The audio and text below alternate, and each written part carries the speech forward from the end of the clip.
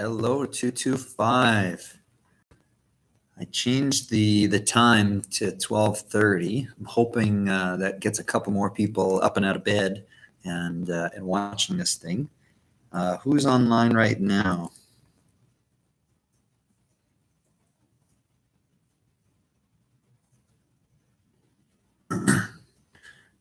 Feeling it's maybe Alex, Miss A, Natasha. I don't know.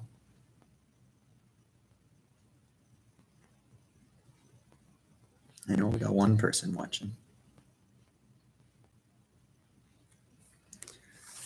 I'll tell you a little bit about my day yesterday. After I left here, I left around 2 o'clock or so. Went home, feeling kind of lazy, so I took a nap. And then my little sister and I, we did some yoga. We watched we just YouTubed like 10-minute yoga for kids, and then we did some yoga together. So that was kind of fun, something that you could do at home too. And then in the evening, I just did a little bit of video games, and I read my book a little, and then I went to bed kind of early. Today, when I got to school, I came in a little bit later. I came in at 10 today because wasn't going to see you guys till 12:30. And then I've been working in the classroom all day. I put up a couple of things. I'll point the camera so you can see. So you know how for the hole puncher, I had that piece of paper that showed you how to do the hole punching, and it had like the different steps. Well, I came up with a whole bunch of those for around the classroom just to show you how to do different things, or to show you how an area is supposed to look. So for example, over here, I moved some stuff around in the room too. So I have the iPads here now, and I have a speaker over there. And then you can see the clipboards are behind the little wood there. So I want it to look like that at the end of the day every time. So I took a picture of it nice and clean there, and then put the picture up there. So then whoever I put in charge of the iPads, I think it was Alex. I don't know if you were the iPad person or if it was Natasha. I always got you guys confused for that. But whoever's in charge of the iPads, you got to make that area look like that. And I did one for the classroom library. I did one for the computers over here. I'll show you. So you can see I took some pictures of what the word bags should look like, what these things should look like, and then what the computers should look like on the phone. And then I also did it for the headphone area too. So you guys will see that when you get a chance to come back. So now I want to answer some of the people that wrote exit slips. So yesterday I had 2 people fill out an exit slip, Alex and Natasha. And I want to answer what both of you said. Oh, and Miss A is on, so she's just said hi. So hi, Miss A. Buenos dias. I'm not going to spell that again. I probably got it wrong. So Alex and Natasha, you guys wrote to me on the exit slip. So I want to answer your questions. So first of all, Natasha said, it's boring at home. I bet it is. Here's a couple suggestions for you. You were very honest, Natasha, in your exit slip.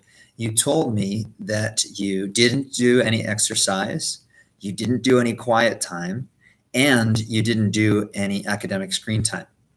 Well, those are 3 things that you could be doing to take up some of your time. So try watching some of the videos that are on Mr. Woloski's exercise thing, or YouTube other videos that you know that you want to try to find, like the yoga stuff that my little sister and I did. Okay. There's no gym class. There's nothing like that at home. So you kind of got to make it your own. So the best way to do that is to go through the website, go through YouTube, see if you can find some stuff. For the quiet time, Natasha, I know you love drawing, coloring, that kind of thing, doing any kind of crafts. That counts. So find stuff around your house, see if you can build something, make like a box and decorate it or something so you can put other arts and crafts in it, anything like that, something to just keep your mind on things like that. And then for the academic screen time, I've posted probably 8 different videos now related to spelling stuff, plus our old videos that have me reading this book. So you could just skip past, Miss Alex is here. She says hi. And Miss A showed me finally how to spell Buenos Dias. So I'll try to remember that for next time. But yeah, you can go back in the videos and skip past the intro part and just jump to the part where I'm reading the book, and then you can catch up on this book with us. The other person that wrote an exit slip was Alex. So hello, Alex. I want to answer your question. And I think a lot of people are going to be interested in Alex's question. Alex asked, when is school coming back? Well, this is a tricky question, and I want to show you something on my phone to try to answer it. So I'm going to flip the camera and point it down and show you the calendar. So right now, sorry, there's a little bit of a reflection. Let's see if I can tilt it that way. There we go. Now I'm not going to get it perfect. Sorry, guys. Oh, there we go. That's not bad. So right now it is March 26th. The last day that most of you came was the 18th. And then most people didn't come on the Thursday or the Friday. So then this week there's been no school, 23rd, 24th, 25th, 26th. There's been no school here. Next week is the end of March and the beginning of April. There's no school at all. That's regular spring break. Then, and I probably won't do as many of my videos, and then I might do one or two, but I'm not going to keep my same schedule. Then after next week, after spring break, is another week where there is no school. So that's the last week that the government has canceled school. Now, then there's Easter on Monday. I don't think there's school on, or no, is it Good Friday the days off? Yeah. So I think there normally would be school on the 13th. But here's the issue. I don't think that this whole COVID thing has been totally sorted out yet. And I have a feeling that they might cancel school for longer than what they've said so far. So just because they've said they've only canceled up to here, it doesn't mean for sure that we would come back after that. So if everything goes perfect over the next 2 weeks, it's possible that we would come back on the 13th or 14th. I can't remember which day it would be. But if I had to bet, if I had to guess, I think that it might get extended a little bit longer, which kind of sucks. But I think that shows you even more important, Natasha, that you need to start doing some of the routine. You need to do some of the routines on the website so that you're not getting super bored, because this could turn into a little bit longer than 3 weeks. Okay. So I wish I could give you guys a real straight answer about when we're coming back to school, but I have a feeling that it's going to be kind of changing as we go, because nobody really knows how things are going to go with this whole COVID thing. But do what you can, stay at home as much as you can, make sure you're washing your hands and keeping yourself sanitary, and you're not going and visiting other people and spreading your germs that way or getting their germs to you. I think that's about all I wanted to chat about for now. So I will read the next chapter. I think I'm on chapter 7 now of this book. We'll be more than halfway through the book by the time I'm done this. Chapter 7. And this is right after Josh had just got Sully, his dog, to sit in the cage. So he's starting to feel pretty good about that.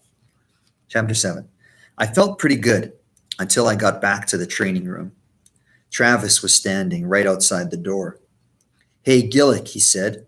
"I see you're on time for a change." I ignored him and went into the room. Mr. Weller wasn't there anymore. "I bet you're surprised to see me here," Travis said.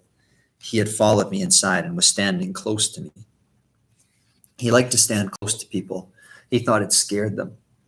"Bet you thought you got away from me, right?"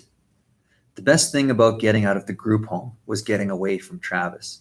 He was a bully. He got kids into trouble all the time. He got me into trouble when I punched him out. The scar under his eye, that came from me. I wasn't sorry, though. He deserved it for the way he was always picking on this one kid named Jonathan. He was only in the group home because he kept running away from the foster homes they put him in. Jonathan hardly ever talked, and he cried a lot at night. So naturally, Travis decided to give him a hard time. I ignored him now. I know where you live, he said. Big deal. If he thought he was going to scare me, he was going to have to think again. I've seen your sister-in-law and that little baby. Cute kid, Gillick. Guess he takes after his mother's side of the family. You stay away from my place, I said. Travis grinned. It made him look like even more of a snake than he was. I'm going to get you, he said in a low sing-song voice, tapping the scar under his eye. It was the same voice he used on Jonathan all the time. For what you did, I'm going to get you. He sauntered across the room and took a seat in the circle of chairs. I decided to hang out outside the classroom until some more people got there. Scott was standing just outside the door. You can report him, he said. What? Travis, you can report him for threatening you. Scott had been listening. My life was none of his business, but he had been listening. I can handle it, I said. If he's hassling you, you can report him. You can get him kicked out of the program. I just stared at him. Yeah, I guess that's the way you'd handle it, right, Scott? You'd tell on him. But I'm not like you. I'm not a snitch. I turned around to get away from him and saw Amy standing right there behind me. She must have heard too. I felt like punching something. After circle, Maggie and Scott brought in the dogs. Sully was rambunctious, as usual, but he didn't growl at me. He was wagging his tail, even when he jumped up on me. We ran through the sitting exercise. Then Maggie told us we were moving on to the next step. We were going to teach the dogs how to lie down. Sully didn't catch on as fast as some of the other dogs, but by the end of the session, I'd got him to lie down twice. Maggie said that was real progress. I felt good for a change. I felt so good that I took a detour downtown on my way home. I went to a pet store and bought some treats for Sully.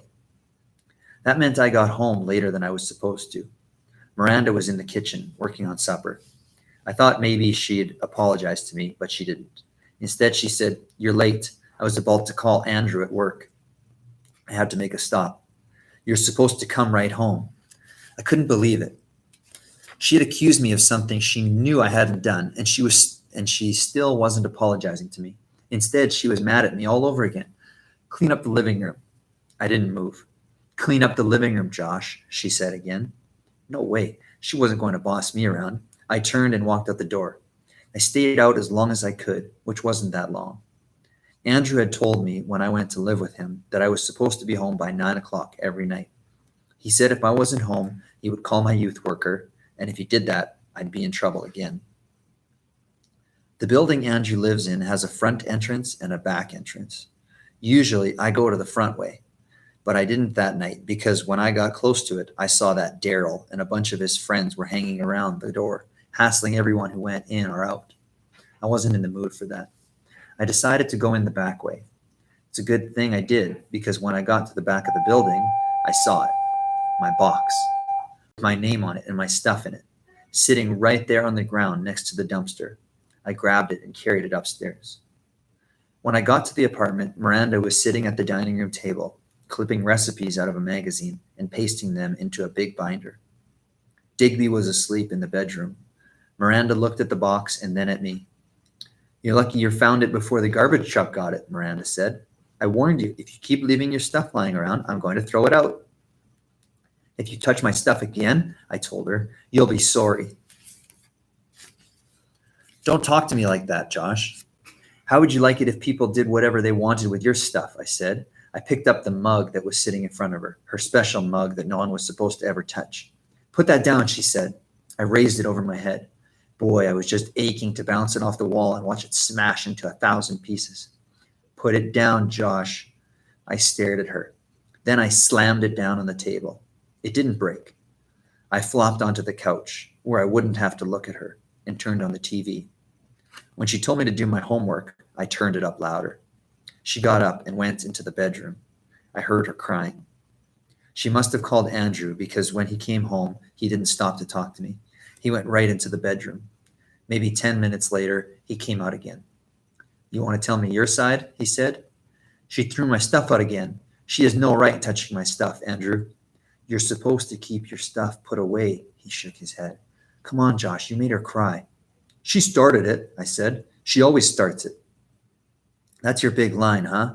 Andrew said. She started it. She always starts it. You never start anything. You never finish anything either. That's real mature, Josh. What do you mean, I never finish? This is where I live, Josh. Miranda and Digby are my family. I want it to be a peaceful family.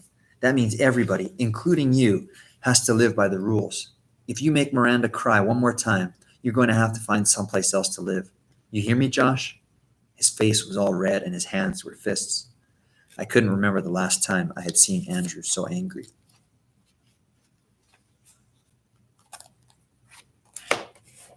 So this book's getting pretty interesting. I'm starting to see a lot of stuff in Josh that we actually talk about in this class about how to handle problems, how to make them better, how to make them go away.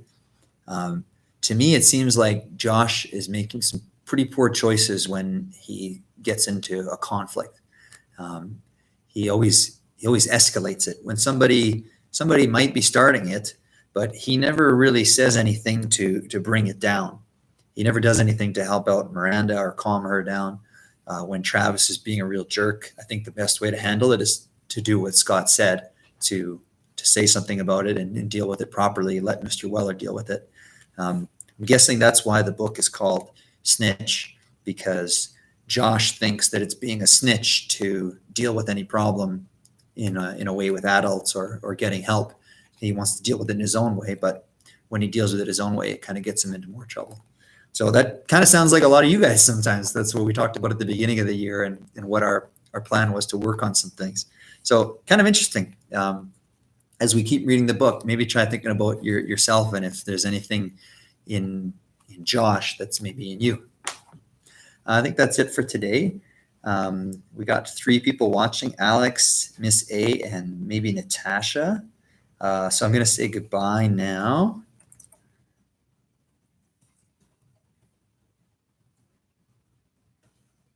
Miss A just asked Alex if she's going out for walks every day. That's a great point. A walk is probably one of the only safe things that you can do outside of the house, as long as you're walking in a safe spot or maybe with one of your family members. Don't go for walks with friends and meet up, but going for walks with maybe a family member or something like that, just around the neighborhood, just getting that fresh air, getting out of the building, it feels really good. That's it for today. I'll see you guys tomorrow. Bye.